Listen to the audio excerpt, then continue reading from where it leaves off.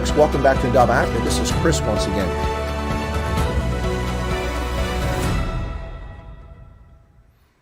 Hello, folks. Welcome back to Chris Wine Africa. This is Chris coming to you live from Central Pennsylvania once again.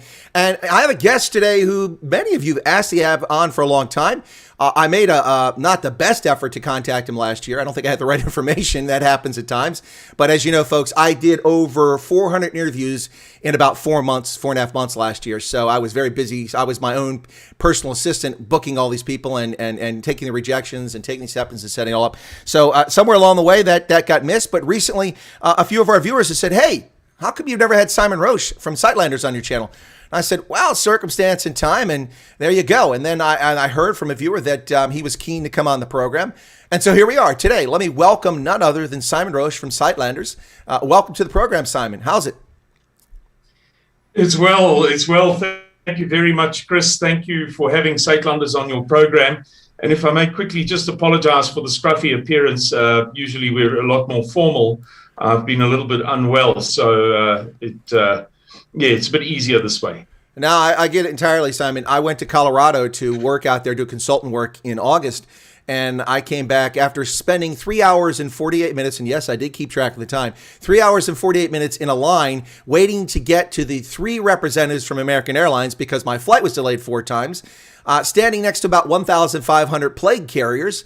Despite wearing a diaper on my face, a nappy there, I somehow got sick with something. It wasn't the Rona. I was tested multiple times throughout the course of the illness, and it took me a good 3 weeks to come out of that. So I can empathize if you're feeling under the weather. I hope you feel better. But thanks for coming on when you're not feeling particularly, chipper and 100%. We appreciate that. No, it's a great pleasure. It's a great pleasure for Suidlanders to be on your show. Well, I've actually had one person who has an affiliation with Suidlanders. I don't know his current status, but I was asked last year to get Vian Tutoy on my program, and I brought him on. We talked about his time as a POW in Cabinda in Angola and what happened there. And then he mentioned to me at some point that he did either consultancy or advising role at Suidlanders. And I said, really? Well, I've been trying to get someone from Suidlanders on just to talk about this group because my audience is keen to find out more about it. So he came back on. It was, I think, a brilliant stream. I think he represented your organization very well. But he's the only person. So now let me understand your title, because people that aren't familiar with the group, a lot of people associate your face with, are you the guy that runs the organization, you president, or what exactly do you do with Suidlanders? No, I'm actually just the head of the smallest of our departments, or the smallest of our sections. Suidlanders is composed of 2 legs. Colonel du Toit is now the head of the Suidlanders defense leg. And then we have a civilian leg, because we are, after all, constituted as a civil defense organization under international law. And that civilian leg is Recording composed of communication and security and civilian defensibility and logistics, and so the list goes on.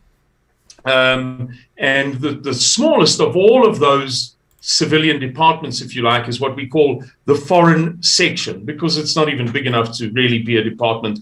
And so I've spent a lot of time talking on behalf of Suidlanders. I did a tour of the USA a few years ago of 6 months long, another of about 6 weeks, another of 3 weeks, another of 2 weeks, a couple in Europe. And over time, I've kind of become, to some extent, the face, in some people's eyes, I suppose, of Suidlanders. But it's a fallacy, really. I'm not the founder or the leader. Our founder is Mr. Gustav Müller, founded the organization 20 years ago. He remains our leader and only joined the organization 5 years ago. So I'm very much a newcomer. I would say the majority, 50% or more of Suidlanders, have been around longer than I have. Well, Simon, thank you very much for that. That also clarifies a few things for our audience to understand what's really happening and what your role in it. Appreciate that. By the way, sorry for the disruption there. I had not started the recording button on the stream. Don't worry, the broadcast is out, but I also do a backup in case YouTube deletes my channel, so I have the interviews. Last year, I had a 2-hour interview with Steve Hofmeyer, and I didn't record it. And so when my channel was deleted, I kind of was heartbroken about that. But I do have it located in another place. But anyway, so sorry about that distraction. But yeah, that's very helpful. I appreciate the honesty and the clarity. So understand, a lot of people, as you said, see you as the face of Suidlanders, but that's not really your role. It's just because you've been so engaged with the public that that's come across that way. So let me ask this question of you, Simon. What exactly is Suidlanders? Because it's portrayed in the fake stream, lamestream media in South Africa in a negative light whenever it's mentioned. It is misunderstood, I believe, based on what I've been able to find out about the organization. But I want you to share with the audience, what is the role of it? Because I've had people on my program who've been survivalists and preppers, and they say, well, it's kind of like that, and it's an early warning network, and it's this, and it's that. Can you tell us a little bit, and before you answer, in the interest of full disclosure, in the midst of the chaos in KwaZulu-Natal and in Gauteng in July, I did early on from the 8th, the 9th, the 10th, 11th, ask where all these civic defense groups or so-called civic defense groups and early warning networks and all these organizations that supposedly exist in South Africa, where were they as communities were left to their own devices with no SAPs, no SANDF, no one around to protect them? They had to take up arms, pick up sticks, find what weapons they had to defend their neighborhoods. Now, I asked that question generally, and I did mention Suidlanders and Boer Legion and stuff. Now, I didn't do it in an attacking fashion. I asked the question, where are they at? Because I'm not in South Africa. I'm not on a list to get a notification if something happens. I'm not in a community defense organization there. If these things were active and doing things, it wasn't publicly viewable. And maybe that's intentional. But what I'm saying is that it wasn't in the media. It was never talked about. No one could tell me where anybody was. I even had people from different organizations who say they were in those organizations came on my program, and they couldn't explain anything. So you don't have to get into KZ anything. We can get to that a little bit. But what I'm getting at is that I'm just letting you full disclosure. I said those things. They weren't derogatory, but I asked that question. Some people's feelings were hurt. And I said, well, if your feelings are hurt by me asking a legitimate journalistic question, then maybe you need to grow up. Anyway, I don't think that you're going to have to grow up, Simon. You won't take offense to that. It was a fair question, but can you tell us what exactly is Suidlanders and what does it do?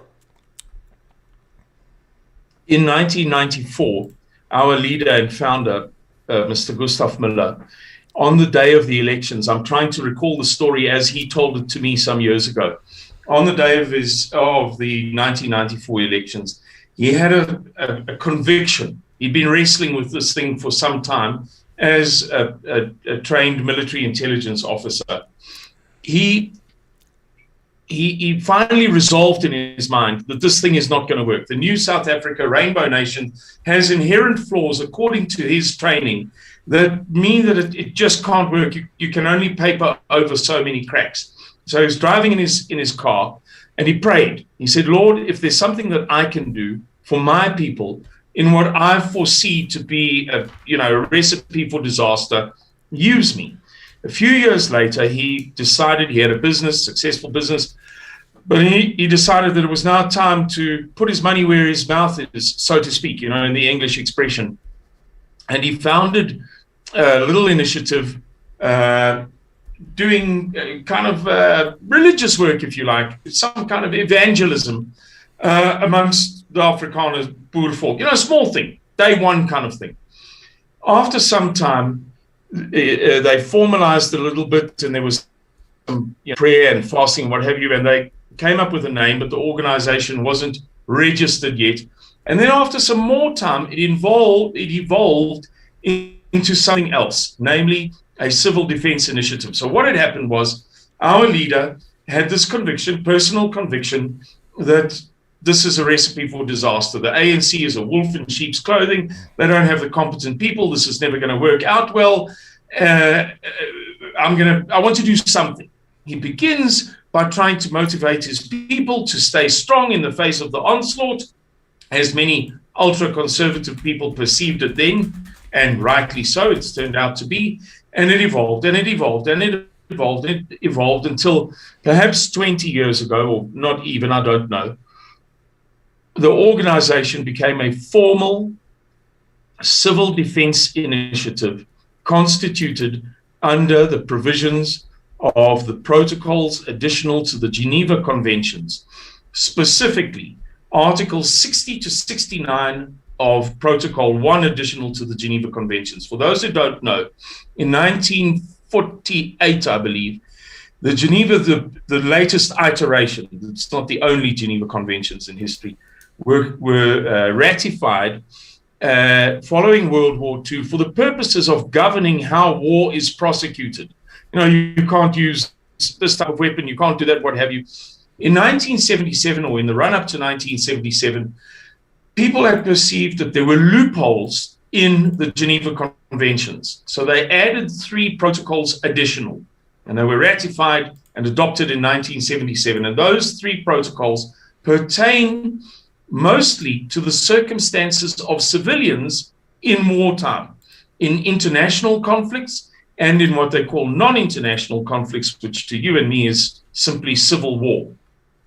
And as I say, there are provisions which provide explicitly for identifiable ethnic groups anywhere in the world who perceive that they may be under threat in the breakup of their society. We're talking now about, particularly about civil war or non-international conflict.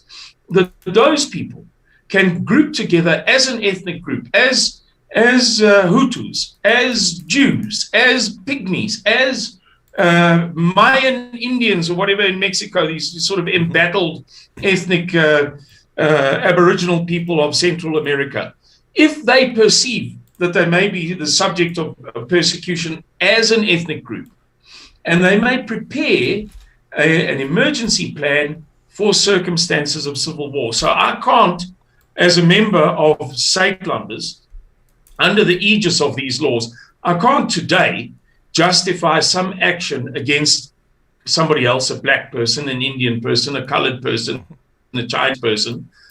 I can only execute a national emergency plan to protect myself, my family, my friends, people like me, ethnically similar to me, under circumstances of civil war or similar. There are the whole range of criteria where a group, not an individual, an entire group is threatened because they are that group, just as the Hutus were persecuted and just as the Jews were persecuted. And I'm trying to think of these, in World War I, the massacre by the Turks of the Christians. The Armenians. Yeah. That's the word I'm looking for. So we are exactly the same as those different 3 groups that I've just mentioned now. Of course, there are hundreds more examples in their circumstances or in the run-up to their circumstances. So what we're preparing is a national emergency plan whereby, if it should happen that the blue-eyed boy of the world, the new South Africa rainbow nation, should happen to fail, and if we should happen to go into crisis, and if that crisis should lead to a cataclysm, and if that cataclysm should fracture along racial lines, that we can remove our people from areas of conflict. And the law is very specific about this. You may not be a party to the conflict. You may not group together and say, right, now we're going to box everybody. The law provides only that your ethnic group, be it Jews, be it Armenians, be it Hutus or Tutsis, I beg your pardon, or white people in South Africa, you may remove yourself from the conflict. You may establish a safe area. You may erect a perimeter or declare a perimeter and declare the protection of international law, and there seek refuge away from the conflict. And that, I think, encapsulates everything. And it also goes to your allusion to what happened in Kwazulu-Natal. Those circumstances did not legitimize Suidlanders taking action.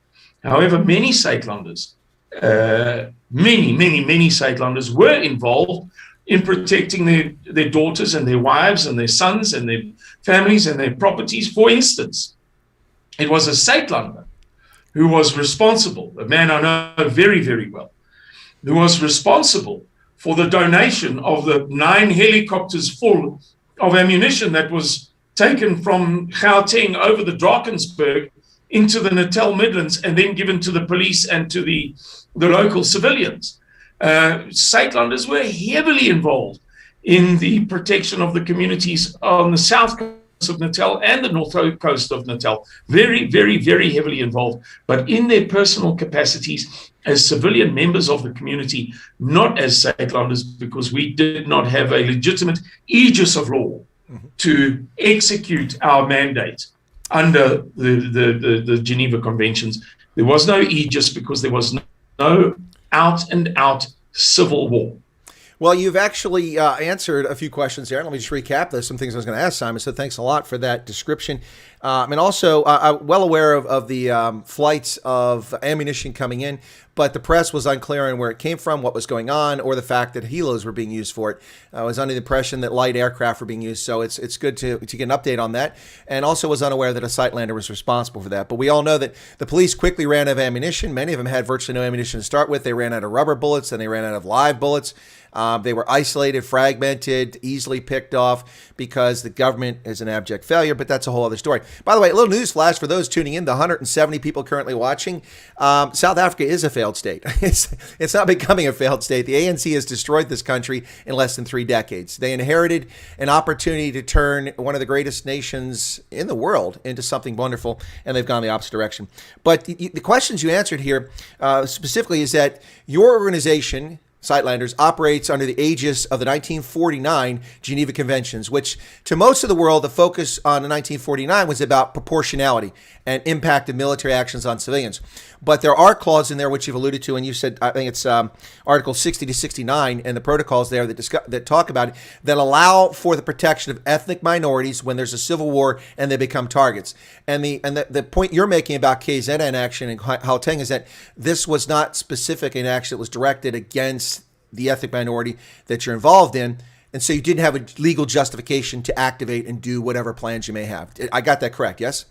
Yeah, it would have been difficult to satisfy the burden of proof. You know, people, to you and me, to what we call in Roman Dutch law, the reasonable man. Yeah. According to the reasonable man test, it was beyond dispute that it was a certain ethnic group invading the residential suburbs of certain other ethnic groups and threatening them with violence. So technically, you could say that perhaps we could have gotten away with, but you know, as well as I do, that unless it's absolutely blatant in the new South Africa, unless it's indisputable and incontrovertible, it's going to be hurled back on us as some kind of, overstepping the mark, getting carried away, hating black people, blah, blah, blah, all sorts of racist nonsense. So we couldn't let slip the dogs of war. We had to keep everything in check and reined in. And Chris, sorry, if I may just make one other point. Sure.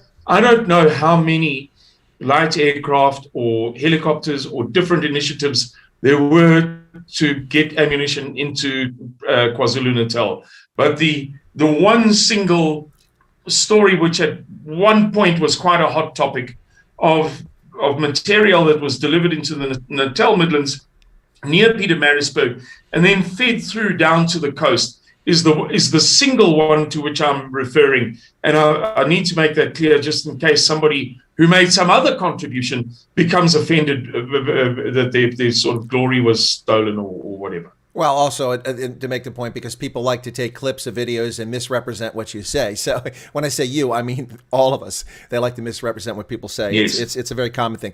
So I have noticed one thing about this in my brief conversation with you, and also in having listened to you in the past and an organization. It seems like Suidlanders, and if I'm wrong, let me know. It seems like it has a strong anchor to faith.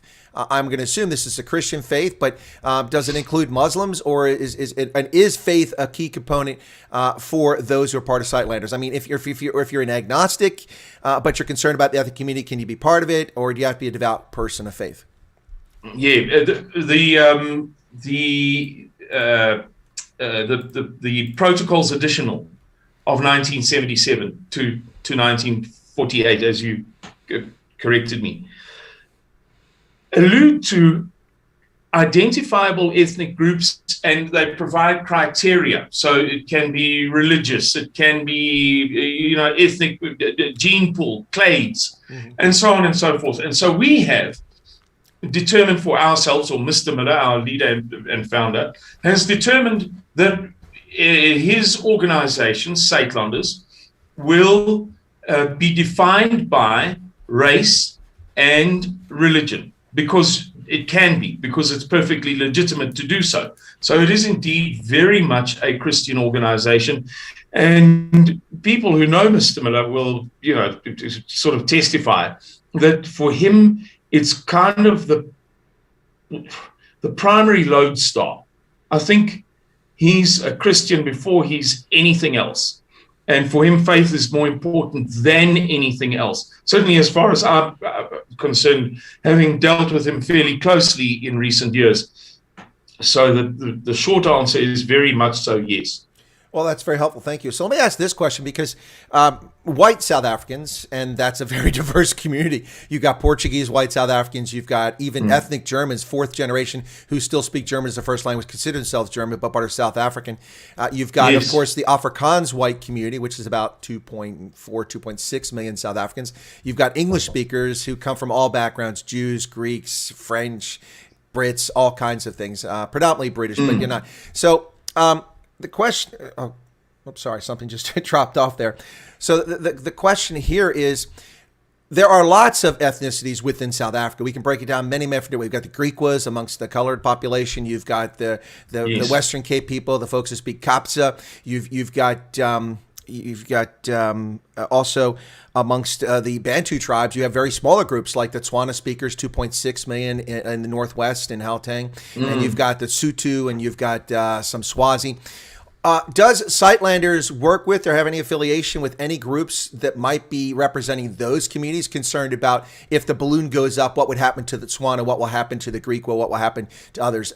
Is that something you do? Because if it is, it's not something widely known. I'm just curious, because I know AfriForum, which is a civil rights organization, has provided lots of assistance and advice to ethnic minorities who aren't white South Africans. Now, you're under no obligation to do that. I'm just curious if you do something similar.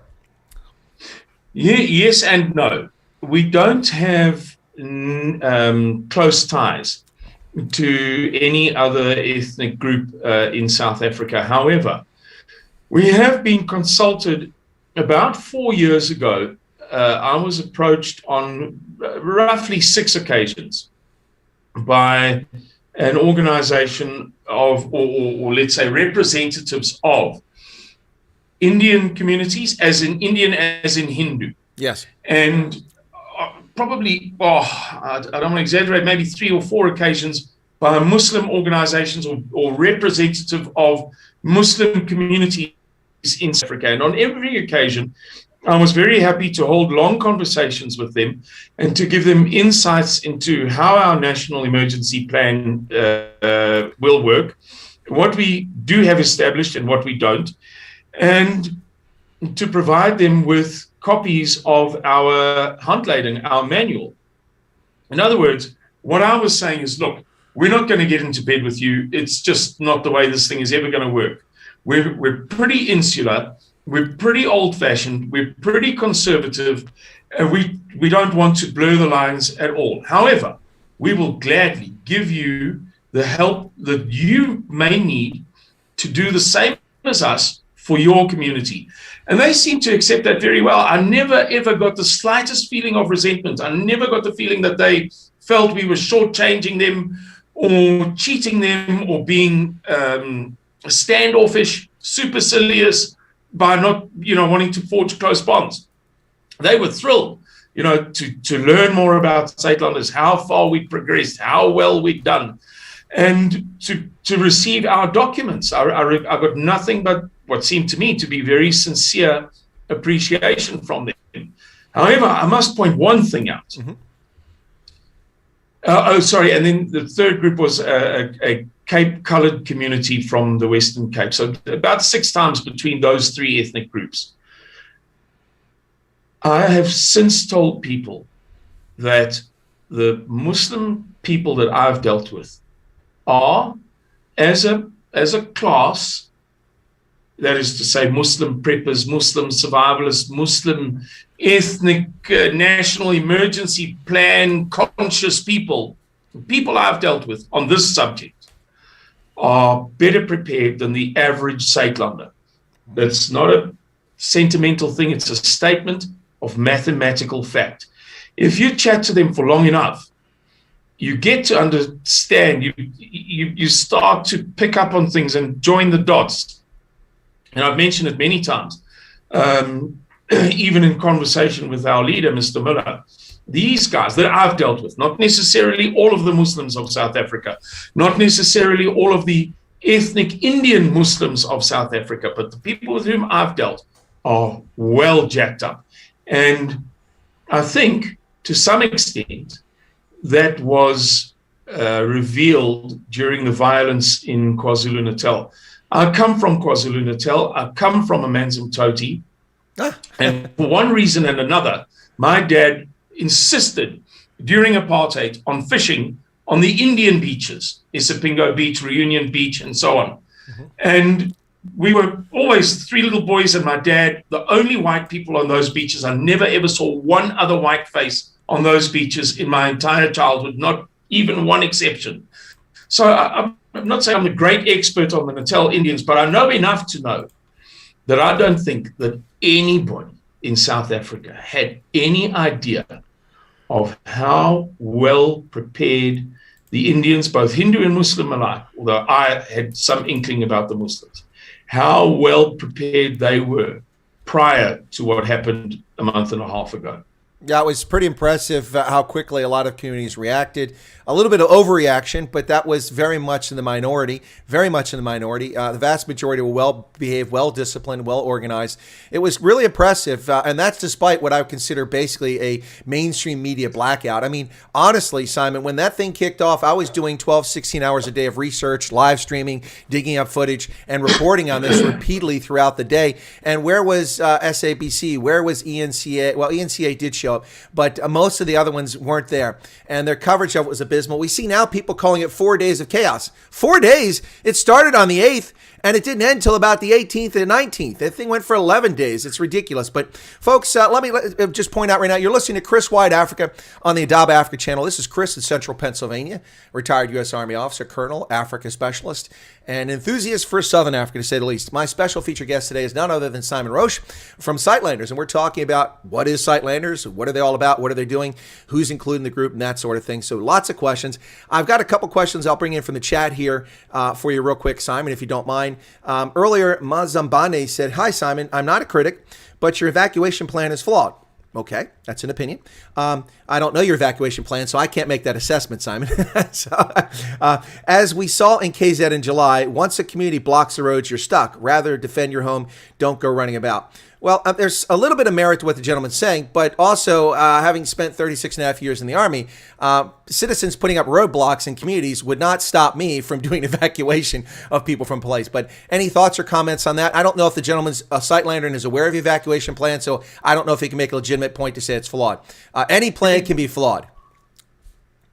Yeah, but war is to the greatest extent lawless. You know, there are some laws. You know, the Geneva Conventions, for instance. But fundamentally, you're allowed to kill another human being. War is... Well, to be clear, in a declared conflict, a lawful combatant can do that. And as long as... Fair enough. But when you talk civil war, even half or 9/10 of those go out of the window. Absolutely. So if I play rugby, I've got a strict set of rules that permit me to, to behave in a way I like, but within very, very, very confined parameters. The same with soccer, the same with cricket, the same with baseball, the same with anything, the same with my work. What time I start, what time I finish, how much money I earn, who's my boss. Under such circumstances, we can't anticipate everything. In rugby, you can anticipate the majority of what's going to happen and work around it. Whether you succeed or fail is another thing, but you can figure out how you're going to cope with this. It is true, and this is a historical bone of contention between Boere Legioen and Suidlanders. We don't get into too many spats about it. We've kind of agreed to disagree, but over time, people have thrown stones at one another. And we've said, on balance, look, if 500,000 Martians come down out of a spaceship and they build a laser beam barrier around your residence, your residential area, and then they all storm in with laser, obviously you're not going to get out. Obviously you're not. Obviously, if you get caught short by rampaging mobs, as we saw in Natal, you're going to struggle to get out. That's perfectly true. And we've conceded this point to our critics many, many times. But we say that on balance, The preferable thing is to be able to evacuate and to be able to remove yourself from a conflict. Now, some people say, well, that's absolute rubbish. What you should do is you should stand fast and you should build a lager and you should get school buses and pull them across the road and all of this kind of thing. To which we reply, the moment that they turn the stopcocks to the water supply to your suburb, you're finished. Yep. In modern times, in modern circumstances, in modern residential areas. The moment that the sewage begins to overflow in your suburb, and cholera and diphtheria and phthisis and typhoid fever from fleas going crazy from the animals that are, let out of their gardens, all of these things that really, actually, truly, genuinely happen in circumstances of anarchic conflict will put you and your family in a circumstance that will create conditions that are untenable, which is not to say that you're going to be able to get out every time. We've already conceded this point. We've used blasted Martians. We've used people from Venus. We've used Zulus. I don't know what examples we haven't used. We've used every possible example. We get it. We're not mentally retarded. But on balance, if you can get out, it's preferable to being trapped in your suburb with a 223 hunting rifle between every 4 men and a 9mm pistol between every 3 men, and nothing for the young boys, in most cases, apart from pellet guns, for 3 months without water and without electricity. So we have chosen to play according to the rules of rugby. We've said, this is what we want to do. I don't have the reflexes for cricket. I don't have the hand-eye coordination. I'm going to play rugby because I'm a little bit bulky and I'm strong enough I can cope with that. We believe that on balance, what is best suited to the circumstances of white South Africans, according to the spatial layout of South Africa, the apartheid-based spatial layout of South Africa, where white residential suburbs ring the city. The city is occupied overwhelmingly by black people, and the peri-urban areas are entirely black. You stand not a cat's chance in hell of standing fast. So if you can, under circumstances of civil war, if it should so transpire, and if it should so transpire that this proposed civil war fractures along racial lines, God forbid it, may God forbid it, that my sons might live. But if it should happen, on balance, it is preferable to get out. And we're sticking to that. We have a plan for those people who are able to get out, to get to safety. It's a 6-point plan, a 6-phase plan, where if there's a threat, you meet somewhere close to your residential area with your like-minded friends. You assess the situation, as our Suidlanders groups along the length and breadth of KwaZulu-Natal did 6 weeks ago. It's 8 weeks ago now. They met and they sized up the situation. And in some cases, they then went to phase 2, which is perhaps, roughly speaking, varies according to group and to region and to province, 30 kilometers away. In some cases, they went to phase 3. In some cases, they went to phase 4. And in some cases, they went to phase 6. We had people who arrived here and who arrived in the sectors, the receiving sector line of about 1,600 kilometers that we've pre-identified. We had some people who came all the way into our safe area it's no secret, the rough vicinity of it, the Northern Karoo, the Southern Free State, roughly speaking. It's known to most people what is our sector line. Yeah, no, I don't want to get into the operational details of which, because I mean that's as a military person, operational security is fine with me. I appreciate you sharing. That's very generous. But let me, Simon, very quickly, let me make a couple points and then bring one of the other questions in from the viewers. I do need to make a correction here. You said that rugby, the rules, the laws are very clear. Generally, I would agree with that statement unless the Springboks are playing and there's an Australian referee. Then the rules just don't apply. If you sneeze, then you lose the scrum.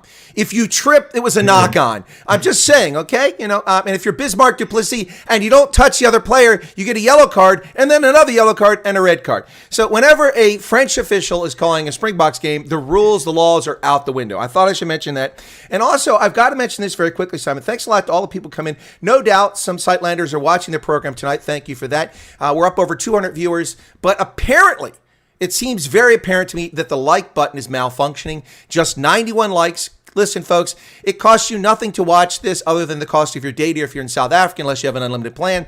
So smash the like button. I mean, Simon's not getting paid for this. I'm not getting paid for this. Certainly not, because there's 0 super chats there, I'm telling you. I think what's happening is Simon, is people are engrossed in the conversation. They're enjoying, or at least in understanding and learning something, or maybe they don't like it, whatever the case is, and they forget to smash that like button. So very much want to make sure we get there. I want to say a shout out to the ward counselor from Nelson Mandela Bay from the Democratic Alliance, who's coming in and being cheeky against Simon. That would be Ronaldo Jos, who's in the program. So welcome, Ronaldo. By the way, I don't know if you know this, Simon, but Ronaldo does a pretty good voice impersonation of you. He does lots of impersonations. Does he? It's not very complimentary, but it's pretty good. Just so you know. Oh, dear me. Another somebody to add to the list of... No. Ronaldo's he's just cheeky. So we had another question, this from a longtime viewer who seemed to have disappeared. I thought maybe he moved to the Northern Karoo and became a hermit. Bismarck Bear is back, and he says, a question for Simon. In Simon's opinion, where does a Suidlander organization need most prepping attention? Better said, what section of the plan does he think needs more attention? I think most people aren't aware of all the sections of the plan. I don't want you necessarily to disclose operational details. OPSEC is important for a military person. But if you could address from this standpoint, generally speaking for preppers, what's probably the most important thing that a prepper needs to do to be ready when the balloon goes up? Is that a fair question? Yeah, that's a fair question. I think there are two questions implied there, or perhaps and/or. Okay. I think on a personal level, this is a deep. It's an enormous question. On Monday, they released the figures of the unpayable debt in the world now. And anybody who follows Gerald Celente or Harry S. Dent Jr. or Jim Rickards, the list is just Max Kaiser, the head of the world's largest hedge fund. I can't think of his name for a second. The famous billionaire Scott, what is his name, in California, the only man in history supposedly who's made $1 billion or more from zero twice. There is a phenomenal economic collapse coming. So my answer would be, you've got to prepare yourself to cope with a currency crisis in circumstances of civil war. $296 trillion of unpayable derivative-based debts are going to possibly form the background to any crisis in the world anywhere over the next few years. That's what these geniuses think, including the people who are invested in the system. It's not just the crazy guys on the periphery who think this way. So when I say things like that, I see people's eyes kind of not glaze over, but they go a little bit blank. They want to hear about 308 versus 30-6. Yeah. And I'm just not the right guy for that. I'm the guy who's going to say to you, silver, silver, silver, silver. If you have silver, you can buy bullets. If you have silver, you can buy weapons. Mm-hmm. I'm not discouraging you from making a weapon your absolute priority, if that's your way of thinking, if that's what you think is most important. But for me to say a weaver's loom is number 8, and then number 9 is 17 bolts of 168-gram cloth, it's not... No, but Simon, listen, you just got my attention. I've been railing about our debt for over 30 years. Now, of course, a lot of that was just in personal conversations, diplomatic quarters, behind the scenes, because I was an intelligence professional, not exactly out in the press and the public. But since I've left active service in October 2019, I've been raising the debt over and over again. People like to talk about the debt in terms of the United States, and they talk about, 27 trillion or 30 trillion of federal debt, but that's nothing. The U.S. true debt is north of about $150 trillion of unfunded pension liabilities, medical schemes, debt at county, state, municipal, and the federal level, corporate debt, consumer debt. We are so buried and mired in debt. If it were not for the fact that the world only has two reserve currencies, the euro and the dollar, our economy would be in free fall from that alone. And now we have idiots in Washington, D.C.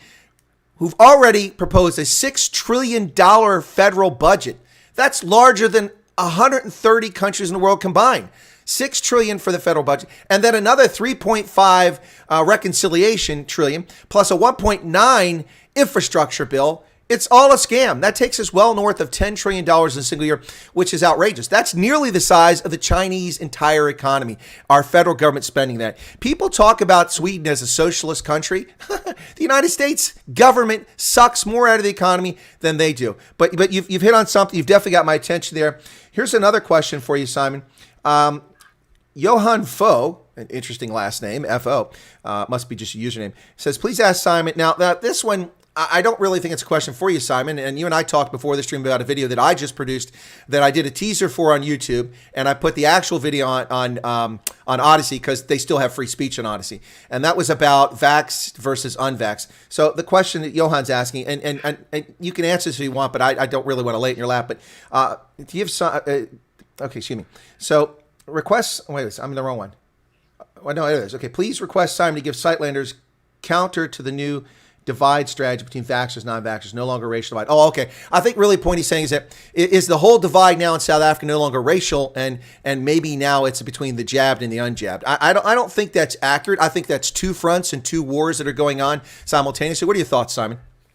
I think you're spot on. I don't think that the kind of racial fault lines have gone away. If anything, I think that they've worsened. However, there's a new front that has opened up, and we have a lot in common with one another. Yesterday, which roughly eight people, intelligent, competent, capable, qualified people, spoke about the perniciousness of the vaccine, and only one was white, and she was, God bless her, I don't mean to demean her, but she was by far the poorest speaker, and she spoke well enough.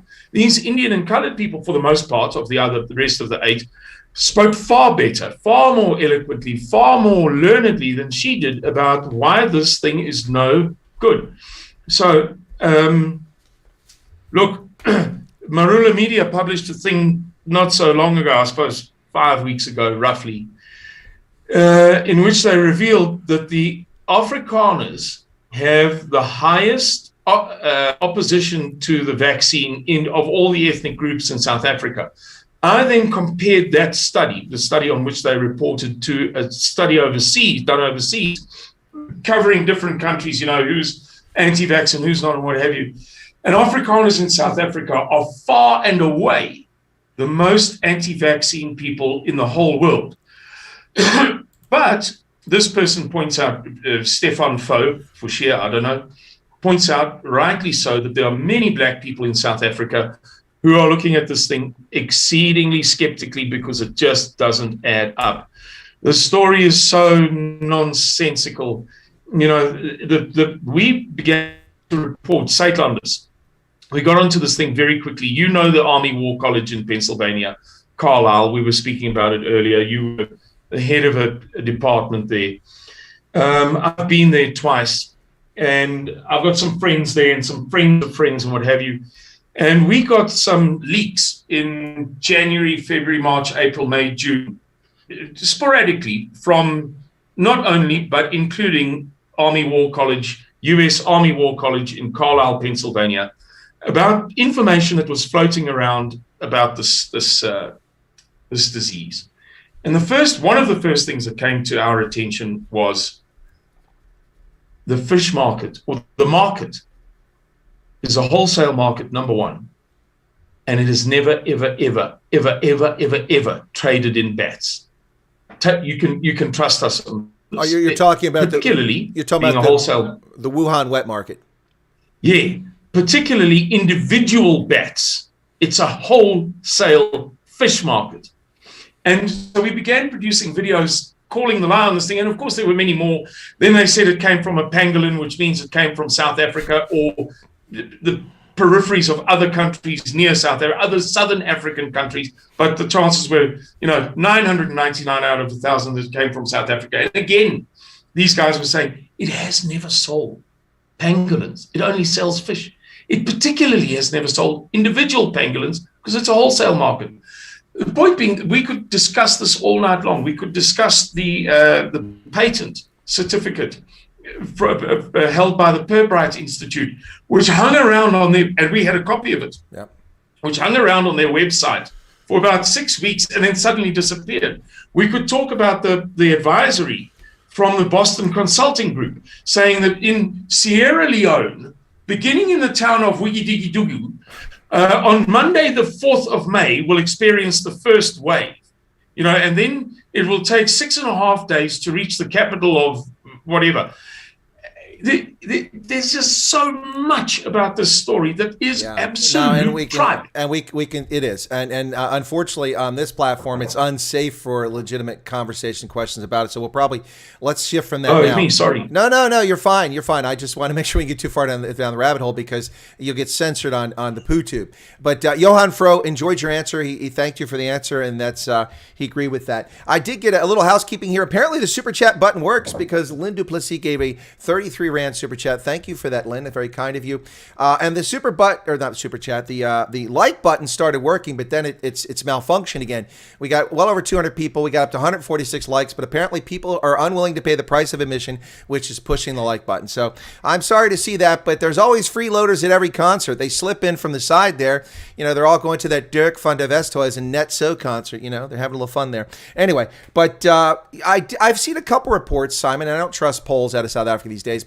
A couple reports that the group that is most strongly opposed ethnically in South Africa to jabs is not Afrikaners, so to speak, but the colored community. They seem to be very much opposed to it. So, but without getting in that conversation, there is resistance to it for a variety of reasons because people don't trust the government government's misled us, yada, yada. But let me switch to something else, Simon, here, and get your thoughts on this. I get incredibly frustrated as a non-South African being far better informed about the activities of organizations in South Africa than many South Africans are. So, for instance, I observed in the chat here, that's why I'm bringing this up, the confusion of people conflating the responsibilities and the roles of different organizations. For instance, someone was just going after the Democratic Alliance, and someone correctly pointed out the Democratic Alliance is a political party. It's not ethnically based. Anybody can join the Democratic Alliance. Whereas your organization does a specific function under the auspices of the 1949 Geneva Conventions to protect an ethnic minority based on ethnicity and religious basis.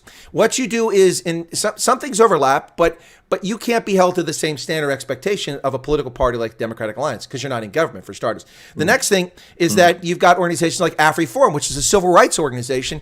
People are always confusing AfriForum, Democratic Alliance, the Institute for Race Relations, Boer Legion, all these groups confusing. Why isn't Boer Legion doing this? Why isn't Suidlanders doing that? Why isn't DA doing this? Do you have any sense of frustration? It sounds like you do about my point here.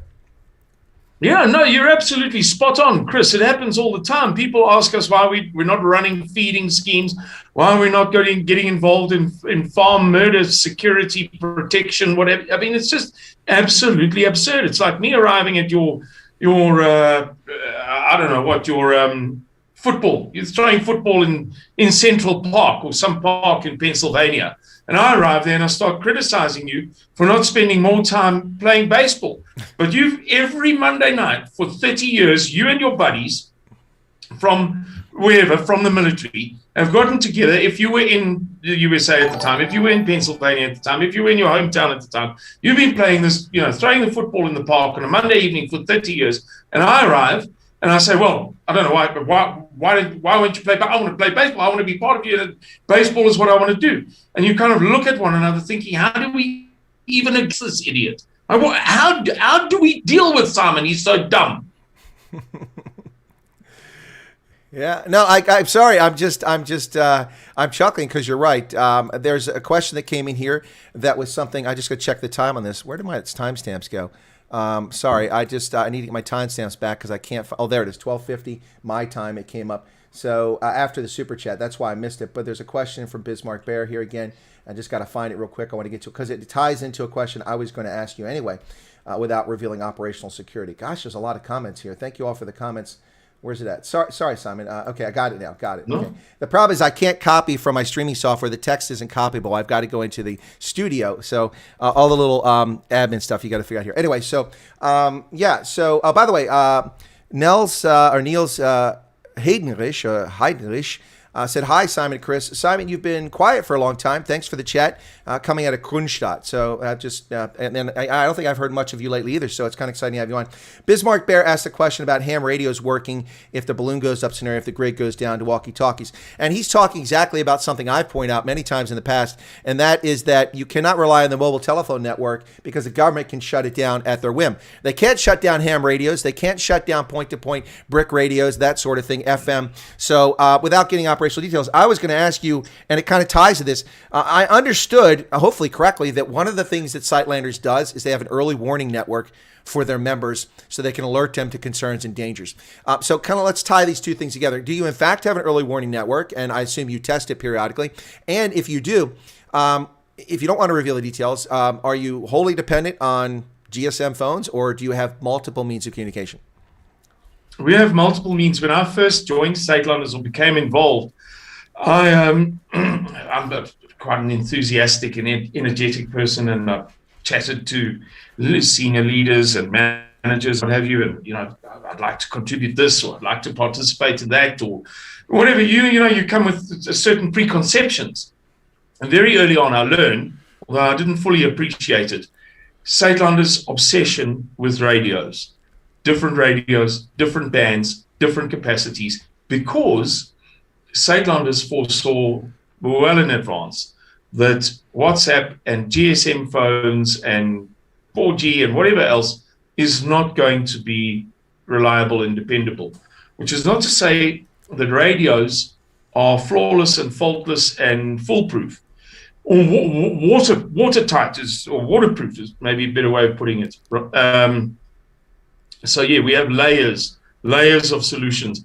And what we try very hard to do is to encourage our groups. Suidlanders, for people who don't know, is theoretically made up like this. 10 families make up a group. 10 groups make up a region. 10 regions make up a province, and we have 30. It changed recently. Some provinces were added and then one was taken away, to accommodate new people coming in. I think we have 35 provinces at present. If you work that out, it's like, I'm not sure what number, but I think 100, I can't remember. And I can't do the mental arithmetic through the COVID-19.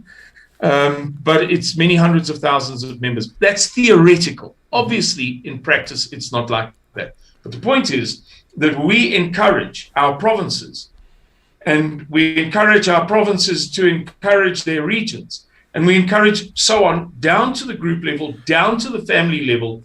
Have redundancy. Have your phone on. Keep it next to your bed. Have a working radio. It's great if you have a dual band, if you have extra this, if you have 2 radio solutions, if you are closely connected to the people around you, if you have different ways of getting in touch with them. That is absolutely paramount, because in the circumstances which we envisage, let's say the circumstances of KwaZulu-Natal, as that guy rightly pointed out, my response was not anti him, it was anti the idea that our plan could be completely correct and some other plan completely right. Sure. But the person who spoke earlier about a flawed plan or staying behind, whatever, in circumstances such as we had in KwaZulu-Natal, where it can be very difficult to get out, if there's a net closing, you need to be able to communicate and create a critical mass of people to create a convoy to remove yourself. It's the most vital thing. Nothing is more important than communication. So it's a spot-on question. No, I agree 100%. Let me do a bit of housekeeping real quick, Simon, and then just respond to that as a signalier, a former communications NCO. Citizen Guardian, who's a prepper, and he's quite a good oak, has been on my program in the past, does a great job teaching people prepping skills. He gave a super chat at 21 Rand, a little super sticker. Thanks for that, Citizen Guardian. Good to see you in the chat. I was hoping you'd show up because I know this would be right down your lane. As far as communications, Simon, I think you hit it spot on. Redundancy, redundancy, redundancy. Communications methods fail. All sorts of things happen. I mean, if you look at Lower Manhattan on September 11th, 2001, none of the phone networks worked. They were saturated with such a volume of communications hitting the towers that they collapsed repeatedly. And that can happen, especially in a crisis. I can only imagine. Now, we know that multiple mobile towers were targeted during the looting that took place in KwaZulu-Natal, knocking out parts of the cell phone network. But we also know that if it hadn't been for that, it could also have been saturated because so many people sending messages or communicating. And here's another example. The state can just shut them down. They can't shut your radio down. They'd have to confiscate it from you. They have to come get it physically from you. But they can shut your mobile network down without even seeing you. They just turn off the towers, and they can order that. And the perfect example of that is Nigeria right now. In northwest Zamfara state, where bandits have been kidnapping school children and the Islamofascists have been murdering and attacking villages, the government, a week and a half ago, shut down all GSM mobile communications. So nobody can use their phone. It's like they're living in the Stone Age. So redundancy, redundancy, redundancy. It's important. Whatever your means are. I mean, if it's a tin can and a string and it works, hey, use it. Whatever it takes. But have backups. Yes. And so we're coming up the top of the hour. We'll keep Simon a bit longer if he's able to stay. But there's a question I'm going to get to here. But listen, I want to just say this to everybody who's watching right now, because I know a lot of people here who are either Suidlanders or sympathetic or empathetic with the Suidlanders who come in for the stream today. Thank you so much. I suspect that you're not subscribers to Chris White African. Let me do a little self-promotion here. This channel is by a guy who spent a third of his life living in Africa, all over the continent. And I've done so many different things in so many different fields. I'm not a South African. I don't have a dog in the fight. Yes, I'm very antagonistic towards the angry, naughty children, also known as the African National Congress, and the Economic Freedom Fools, against those two organizations. But I am objective in my reporting on what they do accomplish and don't accomplish. So if you're not a subscriber, hey, it costs $0, 0 Rand, no shekels. Well, you use shekels anyway. You can't go to Israel. They all got jabbed and they're all sick now. So you can't. so you can't use shekels. But it costs nothing to become a subscriber. Just hit that button right down there. Become a subscriber to Chris White Africa. I think we've just surpassed on the new channel here, after being censored on the old channel. We've just surpassed, I believe, 4,300. Thank you so much. Some people have already subscribed. Apparently like the content, but people forget that. Subscribe. Be sure to toggle the all notifications. PooTube consistently does this to all content creators. They remove subscribers without any justification whatsoever. I have had moderators removed twice in the same day by YouTube with no justification. Their subscription was just removed. I have paying members who pay to support independent journalism who have their subscription removed. If you subscribe to a channel, make sure all notifications are up there. Make sure your app on your mobile is set so that you get notifications. Otherwise, you don't find about streams. But I do live streams every day, 7 days a week, unless I'm traveling. Noon Eastern Standard Time, 6 p.m. South Africa time, and it's anchored to South Africa's time. So when daylight shifts, I shift. It's always 6 p.m. in South Africa and 9:35. We do interviews like this. We've had Dr. Corne Mulder on here. We've had Steve Hofmeyer. We have had Bantu Holomisa. We've had the head of the South African Macadamia Nut Association. Victor Matfield has been on the channel. The list goes on and on. We interview, well, I say we, it's me. I do interviews with people all over the world. So thank you so much. Become a subscriber. We're trying to regrow the channel in here and get 5,000 sometime soon. We're hoping for that. And I see the like button. It's come back to life slightly. We've gone from 164 to 171. I really think the 200 plus people viewing now could probably push it, make it go higher. Thanks for the super chats. The few that have come in, very grateful for that. Simon, that was a lot, and I gave you a chance to catch your breath there for a second. Let me shift gears real quick, okay? But folks, you're listening to Chris White Africa on the Indaba Africa channel here on YouTube. Thanks for tuning in. My special feature guest today is none other than Simon Roche from Suidlanders, and apparently there's a dog in the background. I just heard some barking. Yeah, I've got a few dogs. I hope you got some Rhodesian Ridgebacks that like to bite. No, I haven't, because my property is the way it's fenced. It's not spacious enough, and I don't want to keep them in the back. But I'm thinking of getting. I've got two bred hunting dogs, small ones, for small stuff. And I've got a bigger kind of sheepdog cross that's really just an idiot, but she barks loudly. She really barks loudly. Well, she makes up for it by barking loud. That's good. You know, it's funny you kind of mentioned hunting dogs. It's been ages since I've been hunting, but I did see. I don't really go on Twitter very much, but I got a Twitter email update and I clicked on it, and it took me to Renee Kruger out firing shotguns today. Look at little Renee Kruger with this big shotgun. It was pretty interesting. She's out hunting. But all right, so Simon, let's talk about this. Okay, now I'm going to preface this by saying that before Jacob Zuma, or when Jacob Zuma on the 29th of June was convicted by the Constitutional Court and sentenced to 15 months in prison, I said that this is going to be a problem for South Africa. This is an eternal civil war in the ANC, and I wouldn't be surprised if we have some sort of power struggle or palace coup or even some violence breakout. Now, I'm not saying I predicted the mass looting that was going on. I'm just saying that I predicted there was going to be some kind of problem, particularly when the police failed to do anything in Kanla, when people were violating the lockdown restrictions, thousands of people gathering, no mask, right next to each other. Not that I support the lockdown restrictions. I'm just saying they didn't do it. And Jacob Zuma gets up perfectly healthy, dancing on the stage with Ace Magashule and Carl Niehaus, singing his little songs, and he's perfectly healthy on the 4th and 5th of July. He fails to turn himself in, then in contempt of court, and finally goes on the 8th. He finally goes in. But the chaos that can befall South Africa can happen very quickly, as we saw in KZN. The Mooi River toll plaza was attacked on the 8th of July. And from there it went. They hit the main artery that services all of Southern Africa, taking out the main artery, and from there started attacking key infrastructure, looting stores. Now, the reason I frame all this, Simon, is to give you a fair chance to answer the next question. You and I have talked about this question. Last year, I don't recall when it was, you put out a warning about a pending, these are my words, so if I stated it incorrectly, you correct me, okay? About a pending cataclysmic event that is on the horizon coming, and it may be time for Suidlanders to activate their plan. That's what I got from it. I may have inferred incorrectly. That was panned by some people when nothing happened. But as an intelligence professional, I don't know what information you had, and you don't have to disclose that, why you did that warning. I just want to get to the point whether you must have thought it was very legitimate. But as an intelligence professional, I can tell you that the many times that we predict things that don't happen is not an intelligence failure. It's the fact that the reality or facts have changed on the ground. So this conversation I'm talking about, do you recall this? Can you tell us what prompted it, and what did I get wrong in my description of it? You got nothing wrong at all. Very briefly, what happened is that an employee of a big state department, I don't know whether technically it is a state-owned enterprise in the sense of it being a company with shares, or whether it's a department. But in any case, a big, let's say it was Eskom. It wasn't, but let's say it was Eskom. A senior employee of Eskom is a family friend of one of our senior leaders.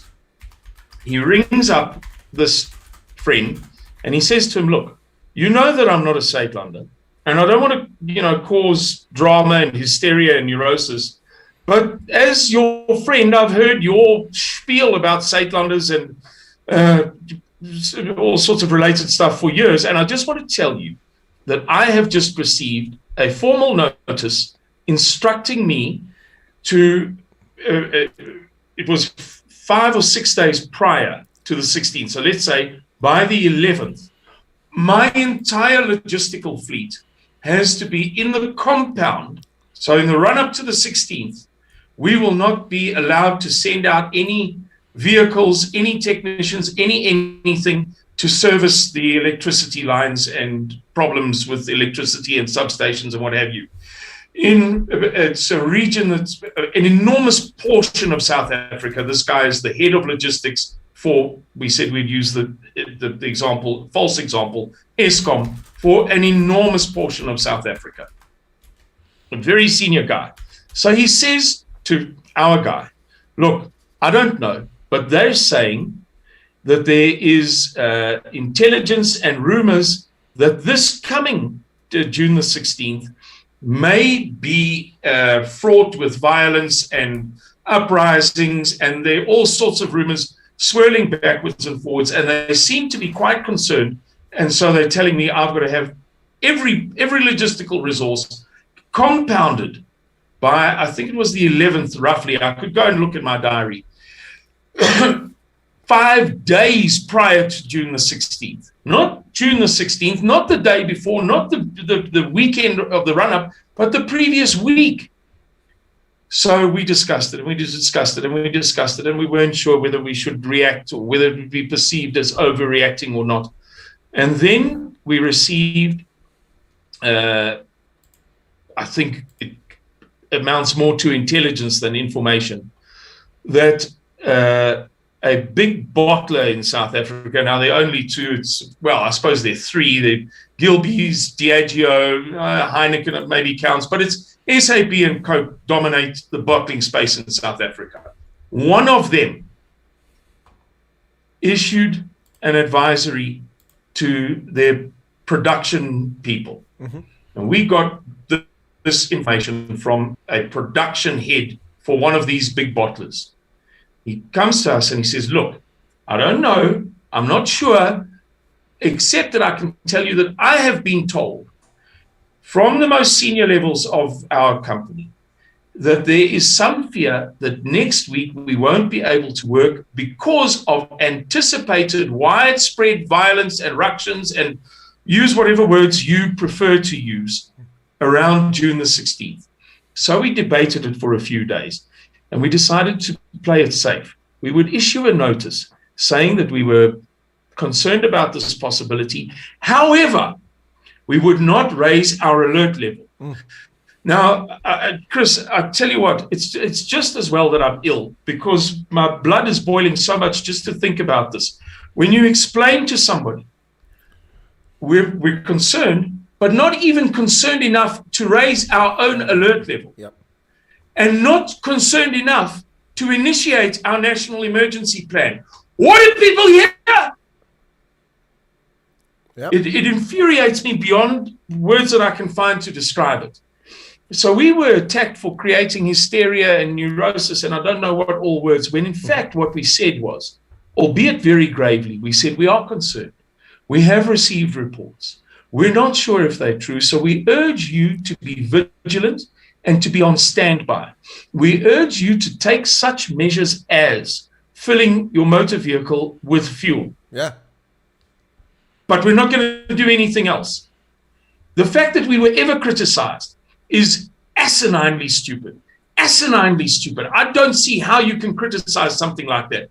We're concerned. We've received advice, but we're not so concerned that we're going to react. We're just telling you to be on standby. Any criticism whatsoever is asininely stupid. Well, we handled it in the most balanced way that anybody could. And here's the I don't know, this illustrates the daftness of how people listen to what we had to say. Mm-hmm. A senior member of another organization issued a WhatsApp note a day or two afterwards saying, ha, ha, ha, ha, we are not the kind of people that cry wolf. Mm-hmm. In other words, we're hysterical, we're neurotic, we're paranoid. But we recommend that you do the following. And 8 of his 10 recommendations were precisely what we said. Well, there's a little bit of hypocrisy there, to say the least. But Simon, I want to give you a chance to answer that, because that got so much attention, good and bad attention, a lot of it negative from people who. Now, one of my questions was did you feel like maybe you got set up by someone? It was an inside job, but it sounds like you got information from multiple sources that indicated the same sort of thing was going to happen. So I suspect you probably didn't feel set up. You had information, and it may just be as simple as these state-owned enterprises and other organizations who have access to the levers of power but being informed by intelligence operatives in the government, and they got it wrong for whatever reason. Just like July 8th of 2021, when they said nothing or predicted nothing, and I predicted there was going to be a problem on the 29th of June, and these idiots, it's all falling apart, and it's just looting. It wasn't just looting. A water treatment facility was targeted. A crematorium was destroyed. What are you stealing from a crematorium? Bones? Handles of coffins? And it was radio communication towers, radio stations, 4 radio stations were ransacked that were reporting on events. That's not coincidental.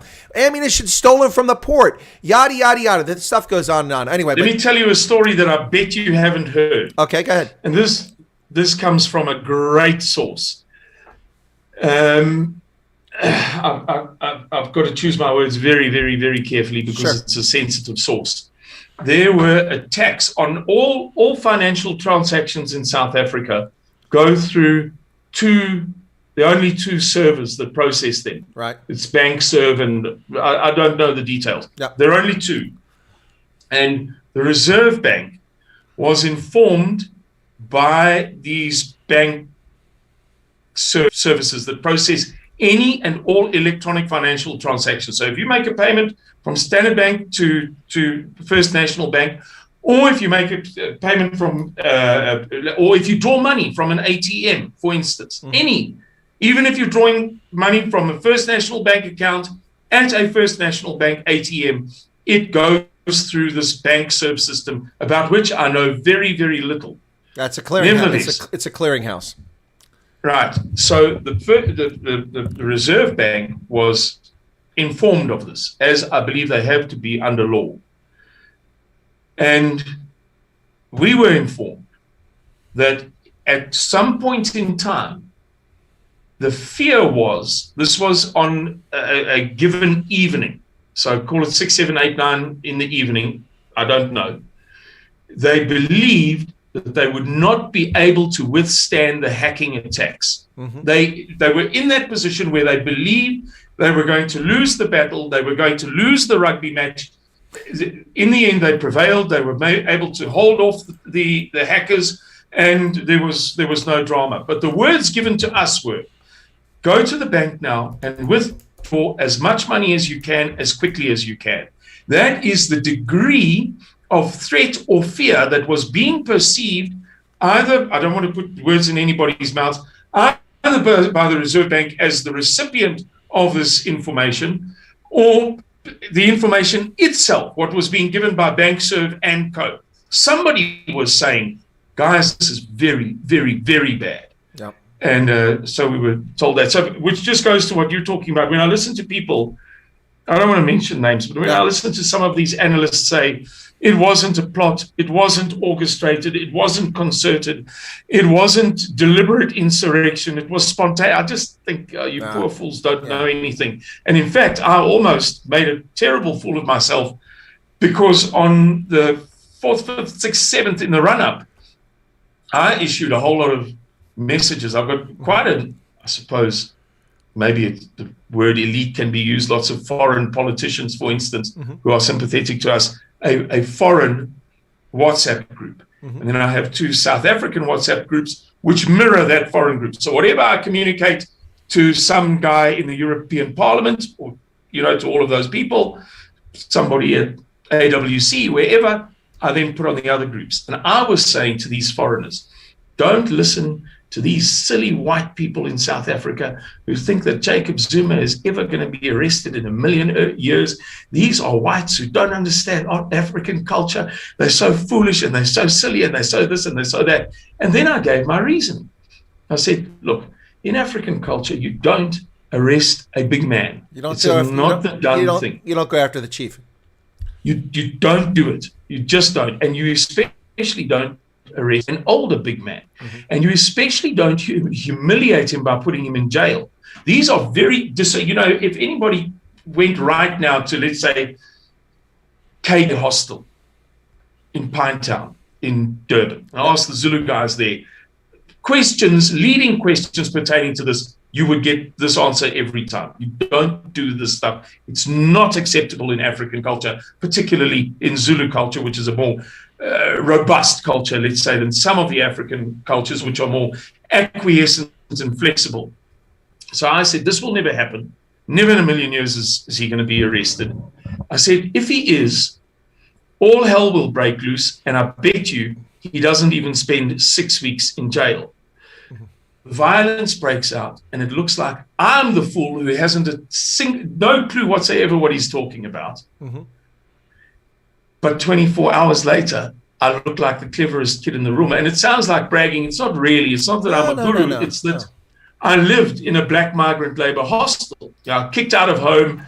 This is during apartheid. Only white boy ever heard of living in a black migrant labor hostel. So I understood these things, and I was able to make that prediction. It looked like I got it 180 degrees wrong until the violence broke out and until he was released on medical parole. I said, there is no way, it's impermissible in African culture that he will sit for 15 months.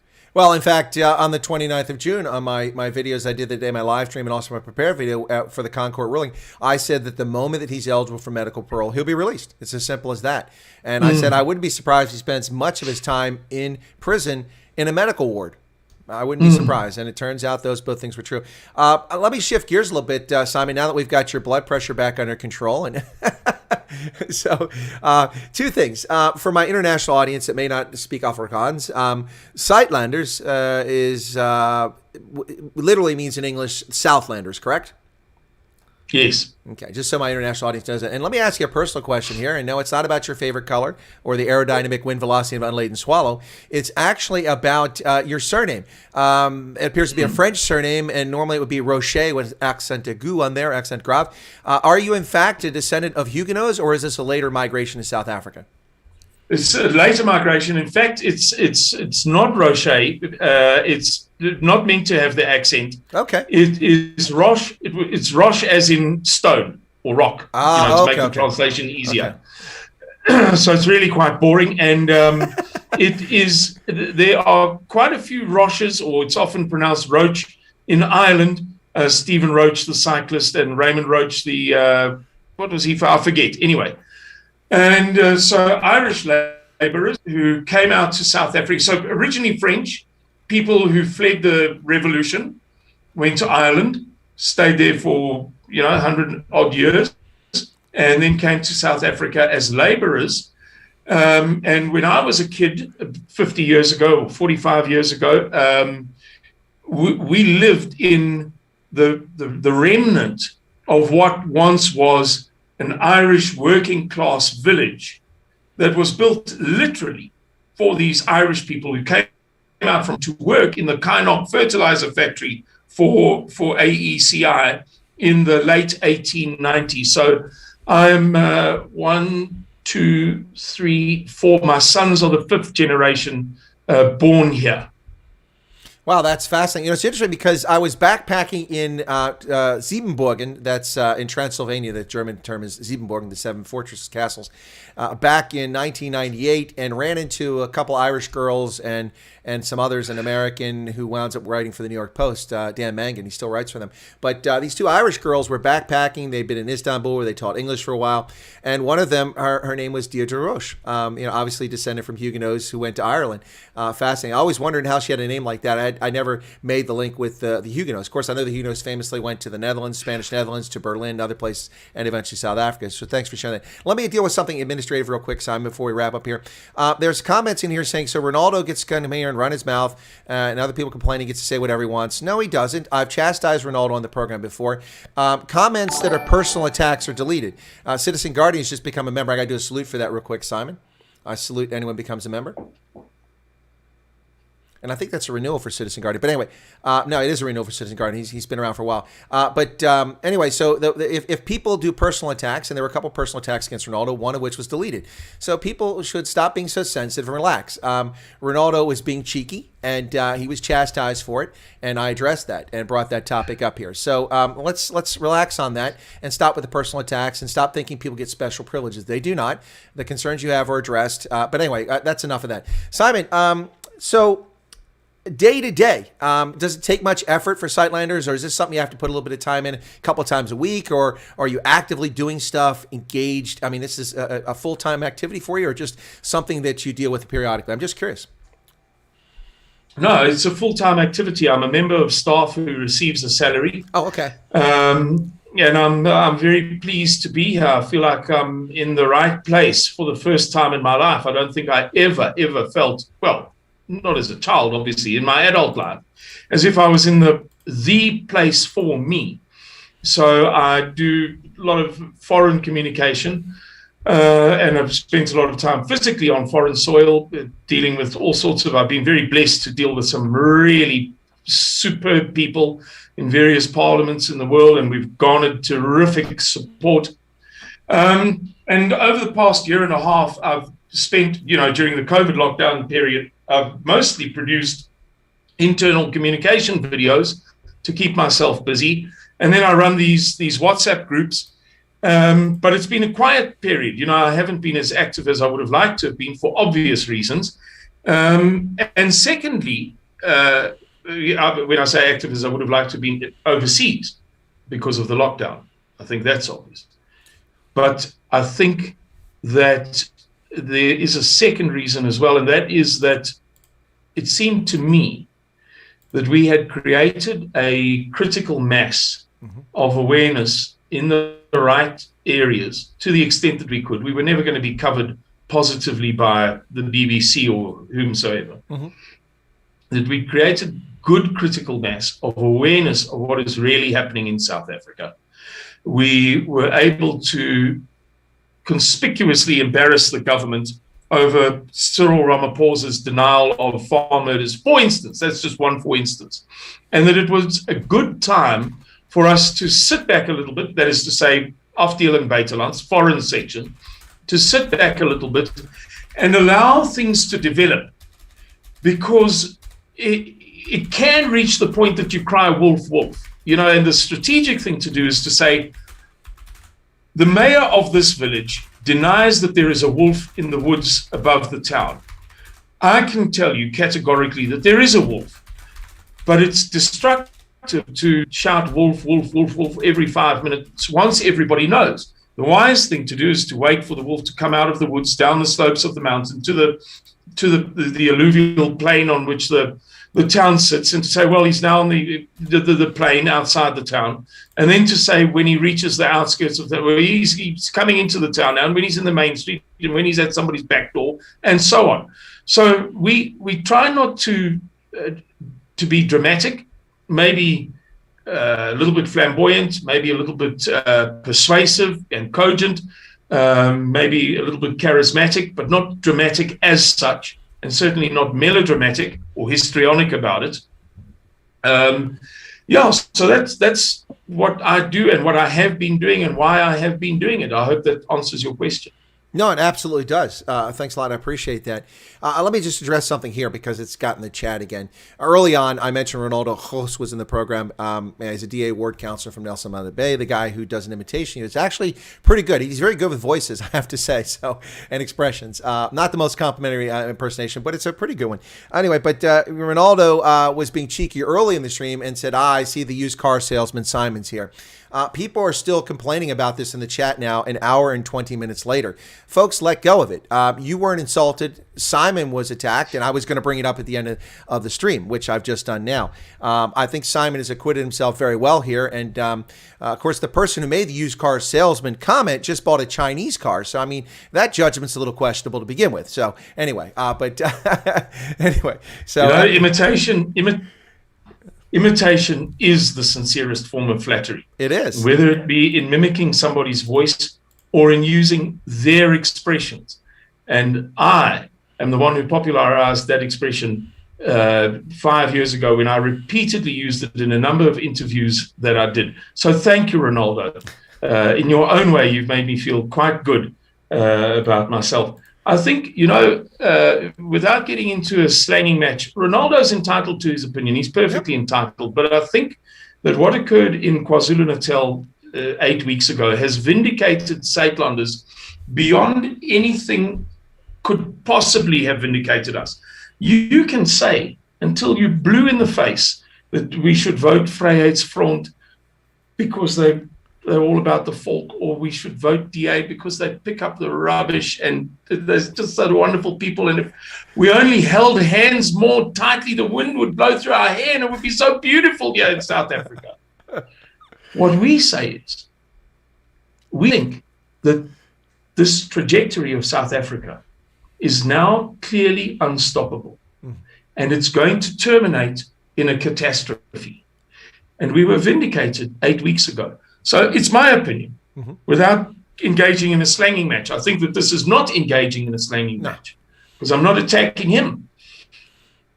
It's my opinion that it's a little bit maybe foolish now to accuse Suidlanders of selling second-hand cars, or of being histrionic, or of being hysterical, or of being neurotic, because not a microcosm, but a slightly smaller representation of what we have been predicting, what our leader, Mr. Miller, has been predicting for 25, 26, 27, 28 years, occurred before everybody's eyes. The very same thing.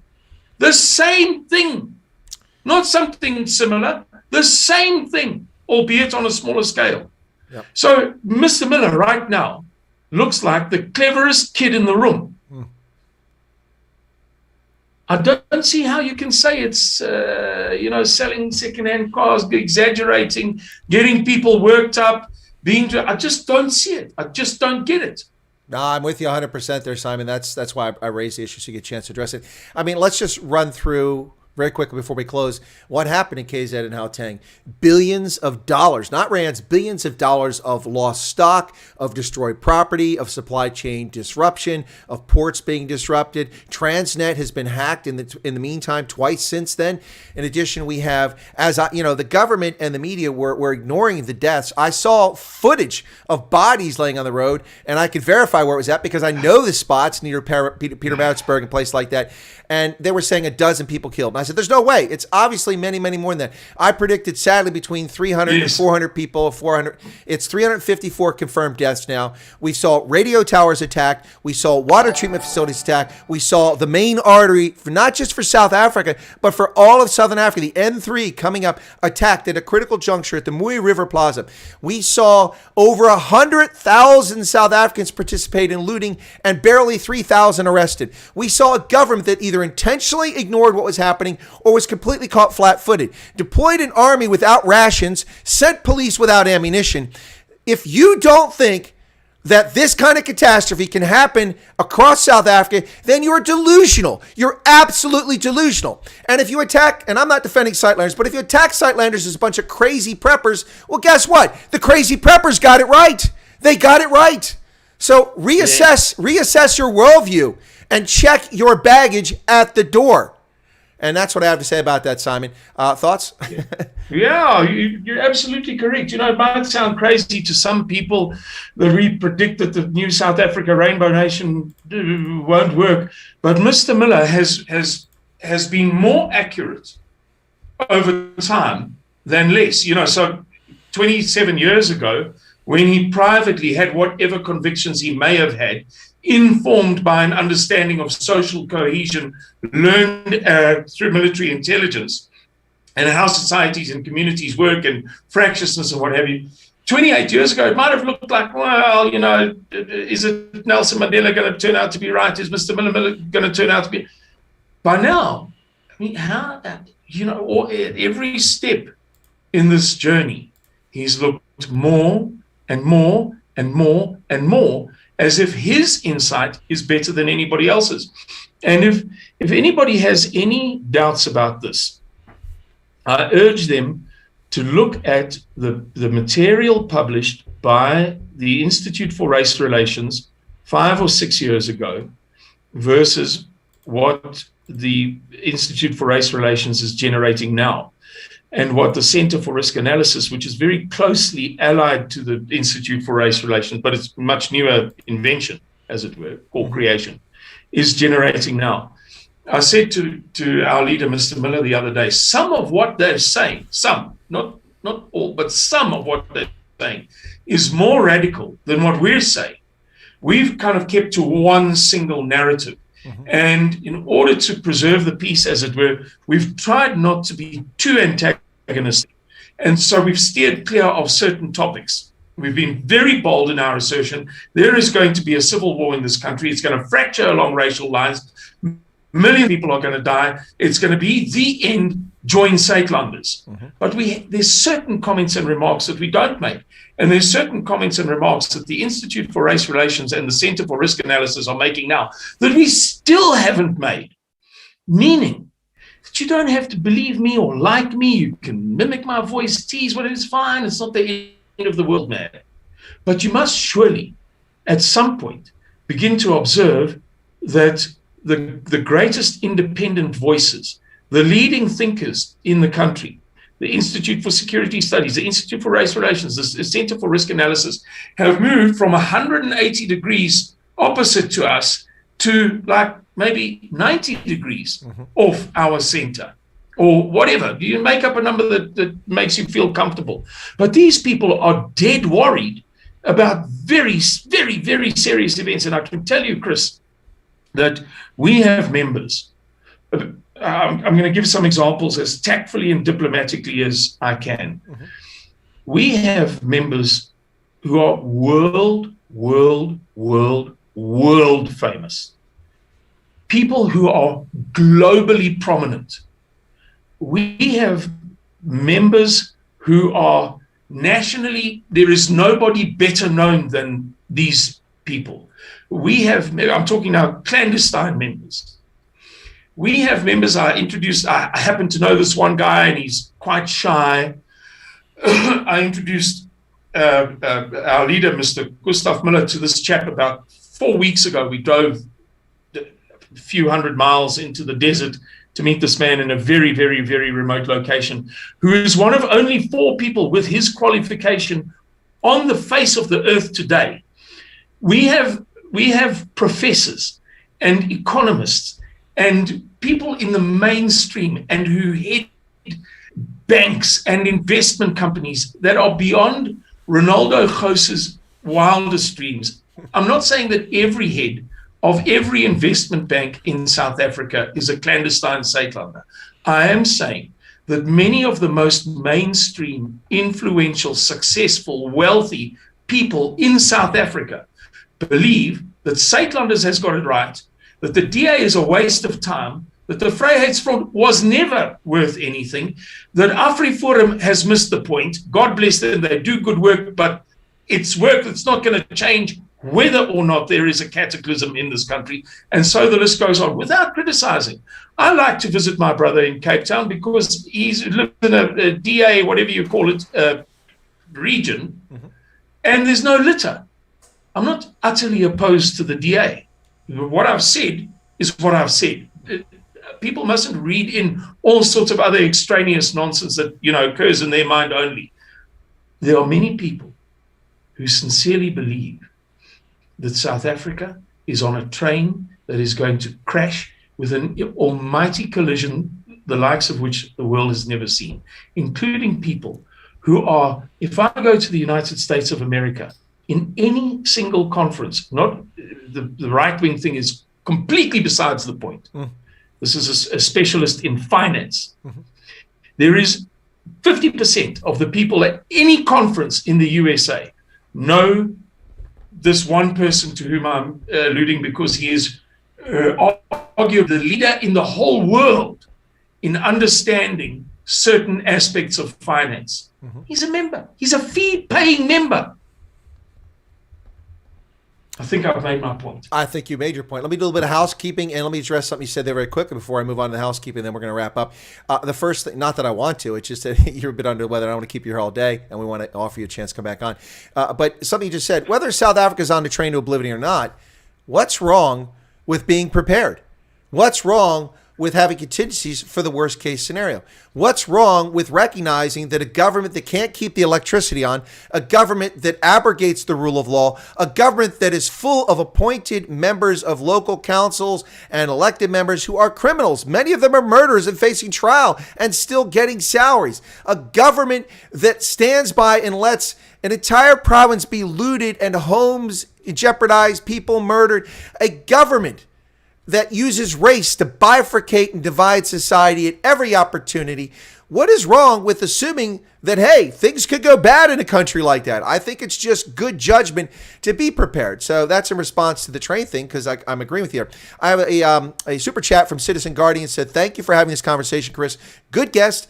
Similar perspective and outlook, not identical, but similar indeed. I think he means between his prepper and your view.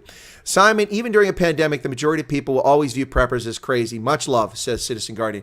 So thanks for that. Listen, to the 221 people who are currently watching the stream, thank you so much. By the way, it's the largest audience we've had on the program since the July nonsense, when I had huge crowds on here. So thank everybody for tuning in. I know a lot of people must come over from Suidlanders. If you're not a subscriber, smash the button right below there, folks. It costs nothing.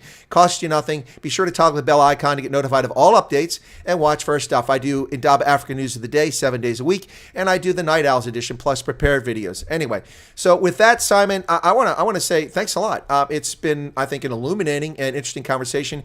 I appreciate and empathize. You're clearly under the weather, but you've been a great guest. You've had your energy. I was in your boots exactly a month ago. I was under the weather and doing 2 live streams per day, plus doing research, and it was kicking my tail, but I still did it. In fact, for the first week, plus people didn't even know I was sick. That's how well I held it together. So you're doing a great job. Thanks for that. Thanks for addressing the comments other people make about you and your group. And I really do appreciate Erica's just giving a super sticker thumbs up. Thank you for that, Erica. And listen, you are welcome back on the program. If you'd like to come back on at some time, just give me a shout. We'll get you back on here. Unless I see an event coming up, then I'll ask you to come on. In addition, if your founder has any interest in coming on the program, I would be glad to host him as a guest at some point. And with that, I will turn it over to you for any final comments or thoughts about what's going on, or just, how people can help themselves. And thank you very much, Simon. Bye-bye, Donkey. Well, thank you very much, Chris. Thank you very much for having Suidlanders on your show again. I'd like to make 2 points. Firstly, if anybody watching this show has a heart for the work that we are doing, please visit Suidlanders.org. You can see the spelling behind my head. It's really quite simple. SUID Landers.org. Scroll to the bottom of the homepage of that website, where there are opportunities to donate. We are doing good work. We are boxing well above our weight, and we are defending the cause of Christian conservatism into the bargain. Really, we would appreciate the help very much. The last point I'd like to make is a little prediction. I don't pretend to be prophetic or to have special insight or to be a guru or anything like that. But I think that by now it's reasonably obvious that the decline of South Africa, however radical it may be in your eyes, perhaps if you've still got a good job and you live 4 ways or whatever, you don't see much. But many people would say that the decline is very severe. However you see it, I think we can mostly agree that it appears to be managed and controlled. In other words, just as there's an almighty crisis, and it appears as if we are on the precipice, and there's hysteria even in the mainstream news, we seem to somehow get pulled back every time. We would say that is intentional, that is how the national democratic revolution works. And we would say, if you don't believe us, hysterical right-wingers that you think we are, refer to the work of Dr. Anthea Jeffrey of the Institute for Race Relations, who is by far, head and shoulders, the best in this field in South Africa. Right. So if there's a managed decline, a managed crisis, we think, we suspect, we are beginning to believe that you can see up until roughly, this is coincidental, the events in Natal, completely coincidental. We've spoken about this internally prior to that.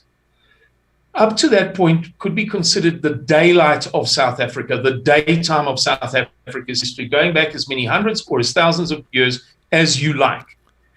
And that we are now in the twilight period, the sunset period, which may last 18 months, 2 years, something like that, roughly speaking. But that from 18 months from now, 16, 18, 20, 22, we will be in what might be described as the night time of South Africa, a period of time in which there's a strong likelihood that the government finances will have passed the point of where they can be juggled, where social grants will be a very, very big problem, in which the rand dollar exchange rate will not be able to be kept up artificially as it is being done now. We can speak about that another time. There's lots of persuasive evidence for it. So we Suidlanders would say to people as a last word, I'm sorry I've been so long-winded, guys, if you think about it that way, perhaps it will help you to understand, as things transpire, that we're not a bunch of hysterics, and that it might just be in your best interest to join Suidlanders. You don't have to become a fanatical prepper. To join, to link up, to connect, to participate a little bit, to get some coordinates. It's not going to take much from you. And to think about a time in a year or two's time where we are beyond the point of any prospect of rescue. That's it. We think 18 months and we're going to be in great difficulty. Not necessarily the end of the world, volcanic explosion, night of the long knives, but in a period that is very, very, very difficult for any individual or family to cope with. That's it. Thank you. Well, Simon, that's excellent, well stated, and I can't disagree with your take on that. It kind of dovetails with my analysis of what's going on in South Africa. We definitely will have to talk about the illegitimate propping up of the rand that's taking place, and other currency issues and debt and things like that in a future stream. I'd love to talk to you about that. Less a Suidlanders issue and just more a concern issue, economic welfare. Somebody just said that'd be great if I get Dr. Anthony of Jeffrey on the channel. I'd love to get her on, but I have no contact information for her, so I'll try this at some point. So, by the way, Simon, feel free to add me to that international foreign politicians group if you want. I've been on the verge of declaring my candidacy for office here in Pennsylvania now for a number of months because I am hot full of this cock that's taking place here in the United States, and I can't stomach it anymore. It's the distortions of our history, the lies about our country, the endless spending, the racial bifurcation, all of which is just being increasingly bile-inducing. If I still had a gallbladder, I'd be full of bile right now. But I don't have a gallbladder, so I don't have any bile. But the thing is so I'm on the verge of considering a candidacy. I've been talking about this for several months. The problem is picking the right office to have the right influence, to get the right attention to things. A number of other veterans are running in this country because they feel betrayed by a regime that is a bunch of surrender monkeys and has destroyed our foreign policy. But I'll leave it at that. We'll get you back on, Simon. Hopefully you're feeling better. God bless, and I hope that you do feel better soon. And thank you so much for coming on. It's been a distinct pleasure to have you.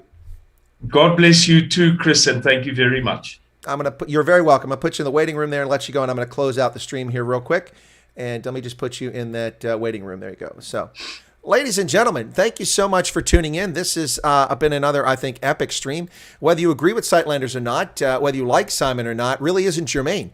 This was an informative conversation, and that's why we call it the Indaba Conversation with Chris. It's not simply an interview. It's an interview plus a conversation wrapped up. I hope you enjoyed it. If you're not a subscriber to Chris White Africa, hey, what's your hold up? What are you holding out on? It's not like you got to pay for it. Just go ahead and do it. Some people have thousands of subscriptions. Just go ahead and become a subscriber. Help us grow the base, get back to where we once were at 22,000 in just 4 short months last year before censorship ruined the channel. If you want to see my spicier videos that include factual analysis of things like the pandemic and politics in America, I'm now doing teaser videos on this channel to highlight you and alert you to go over to Odyssey and Rumble to watch those videos. Anyway, thanks a lot, everybody. Thank you for the super chats that came in. Thank you for the 224 likes, the 200 people currently watching the program. And my special thanks to Simon Roche, whom Kevin had told me was eager to come on the program. Well, you're right, Kevin. Yeah, he was eager, and he was a good guest. And for those who were upset about Ronaldo, let go, folks. Ronaldo got spanked, and that's enough. And let's just not do personal attacks. Anyway, God bless everybody. Have a lovely evening. I'll be back in a little under 2 hours for Night Owls. I'll be doing Night Owls right here on Chris White Africa. So tune in for that. That should be a little lekker conversation. We'll be chatting and just updating on a little bit of news today since we didn't do the news with the interview. Patrick Vukafengas just gave a super sticker for 14 Rand. Patrick, baya donkey. Ke aloha. Thank you so much. All right. And with that, folks, I'm going to close it. We'll see you in a couple hours here on Chris White Africa. God bless. Be safe out there.